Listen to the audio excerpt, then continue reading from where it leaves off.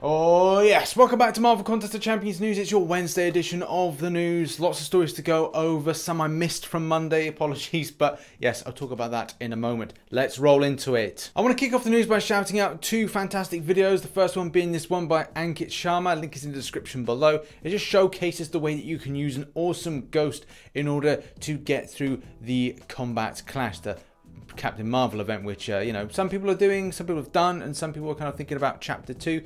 Well, there's a few characters to consider. It's not all about Corvus, because that's one thing that I was thinking, that hey, Corvus this, Corvus that, but there are others. The other one is Dave's video, Dork Lessons. If you're not familiar with Dork Lessons, you should be subscribed. Very much congratulations to Dave, because he's just gone over 50k subscribers. So links to those two videos in the description, and they both kind of changed the idea of it's going to be about Corvus, it's got to be about this champion, that champion.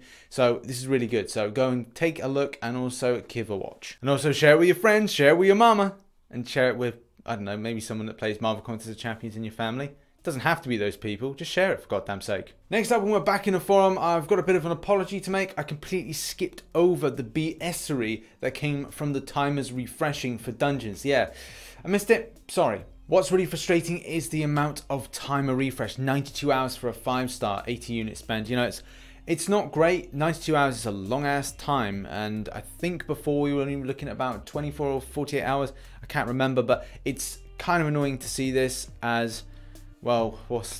I was thinking about going back into dungeons again, and went into a run of it, and I was like, oh, should I, shan't I?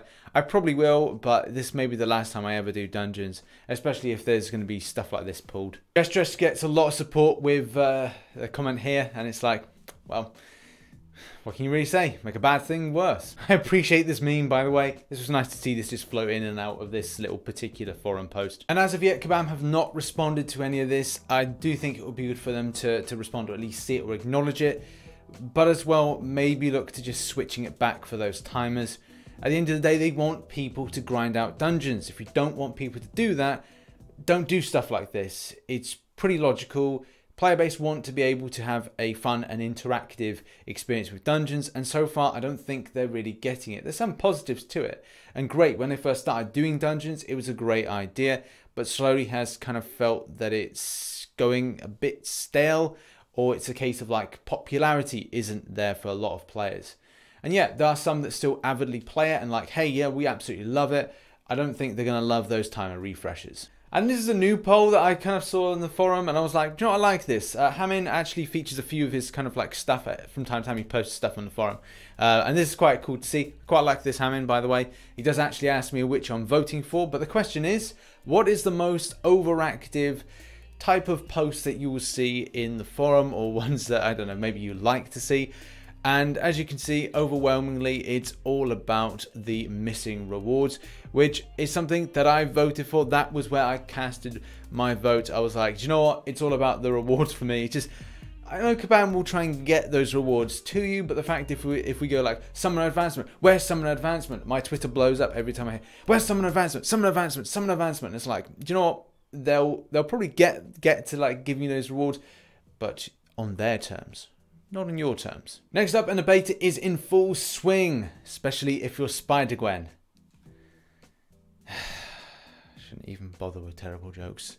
Yes, so the beta is in full swing, and we've got some, you know, interesting stuff come about. She-Hulk in particular. I've done a video. Not that anybody saw it because, you know, YouTube doesn't push it out to the sub boxes. I'll put the link in the description below. Why not? But the fact is, the champion is absolutely amazing. If you're having trouble getting into beta, please remember that as of, well, a couple of days ago, it wasn't really working too well. But now it's a case that you need to take off your game center. So if you're an iOS going to your game center, take it off. The same thing applies, similar-ish for Android users. You're going to have to really kind of go off the radar with it, so it doesn't look like you're part of the Google Play, blah, blah, blah, and then going into the game, and then you're able to access the beta. If you're having trouble, please go to the link in the description. Please raise a ticket and see if somebody, hopefully, fingers crossed from Kabam, can actually help you out with your problem. Next up, and let's talk about Spidergwen and stick with the story of the beta. And the fact is, what does this really mean? Does this mean 550% chance? Is like, what is that, above the 100% chance to evade an unblockable attack?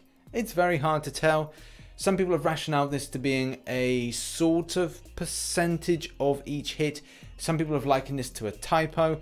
it's very difficult to give you the full aspects of, is this going to be something that we'll receive in game once the champion goes live? Because if you're thinking it's more than 550%, then this should be a straight up evade, and instead it looks like Spidergwen is eating the damage. There are lots of amazing things I've still got to find out about Spidergwen. I've done She-Hulk, need to do Spidergwen, so the spider sense charges are things I want to work on. And this may be seen as like a very kind of like strange feedback, because again, we're trying to ascertain like, how does this really work with spider sense charges? Are they meant to work with, what are champions that are superior in class, what are not? It's very hard to tell in this very early stage. In any case, I'll be posting a video later on today that kind of showcases Spidergwen, and also going around the mysterious question mark which has appeared with She-Hulk and which enemy this could really be. Video will be later on that subject. But yeah, thoughts on Spidergwen, put them in the comment section below, or if you've got some feedback, go to this forum post as well. Next up, it looks like our prayers have been answered when it comes to the problems we've experienced with Alliance Wars and Alliance Wars seasons coming. So as you know, problems with the types of enemies you're going up against, the time frames, that is so much of an issue. So yes, hopefully it's a case that the delaying of the Season 8 will hopefully bring about new and positive change for the community. Because as you know, we have different Alliance members in different time frames, so getting things together with placing defenders and as well being active is very difficult. You want to have some sort of handle on when this is going to happen, how it's going to happen, because you know it's difficult. It's difficult. This game shouldn't rule our lives, but unfortunately in some ways it does. I'm also working to fix the issues about getting into recruitment side of things with this, because it's not been a straightforward process. And as well, next week we're going to see the return of Season 8. So there's a slight delay with it. I'm not too fussed about it. I'm kind of glad in some ways, just to kind of have a longer period of kind of break between seasons. It's actually quite nice, although you do have to do a bit of off-season grinding there now and again. But you know, it's not as bad as the intense season where you got to think about your points grind. Anyway, whatever. Next up, and what is this mysterious symbol? I've been racking my brain about it. I was studying last night when this message pinged through what this could be. Yeah, I'm still not sure. It's either going to be one of many things. People have said, is this a Marvel Contest of Champions 2 type thing, to say that the old contest, the new contest? I doubt it. I don't think Kabam would have the time to put together a Contest of Champions 2. And let alone, you know, maybe learning a few mistakes, maybe changing the engine in which the game is kind of developed on. Anyway, whatever. The fact is that people are going, oh, this is more likely to be Act 6, and it does seem that's the thing. Though if you do take it and you switch it around, you actually get an off symbol, like a power button. So it's like, well, are they saying turn off Marvel Contest of Champions? Is it the death of the game? Don't know. But it's kind of weird, because it's like some people are saying like, okay, is this a G? But also it could be something forming a 4. I don't know, like the Fantastic Four symbol. I don't know. I mean, it's a very shit MS Paint drawing, but I've added the extra blue lines, and it obviously makes the 4 symbol, which we see in Marvel Contest of Champions. Don't know where the purple comes into it, but it looks like maybe staple colors of the Grandmaster. People are saying that that could be the link there. Or a midway point, there's going to be a character that mediates between the two of them. I don't know, still very excited to see what could come about. Galactus is a bit purpley, isn't he? And our final story is the Mr. Sinister Arena. I'm going to put my neck out on the line with this one. I'm going to go for 40 mil for Mr. Sinister. He's got usage, though I don't think he's going to go that high. More than likely he'll drop below, but if you're looking for a safe bet to get him, go similar to Havoc. Even though it's rated as a good character, it could be a case that he falls between 35 mil to 40 mil. But it just depends on how people are grinding out at the moment. A lot of players will probably push towards that 40 mil, if I'm being honest, for the 5-star. Looking at the 4-star, I think we're looking at about a good 12 mil, 12.5 mil to be safe with that one.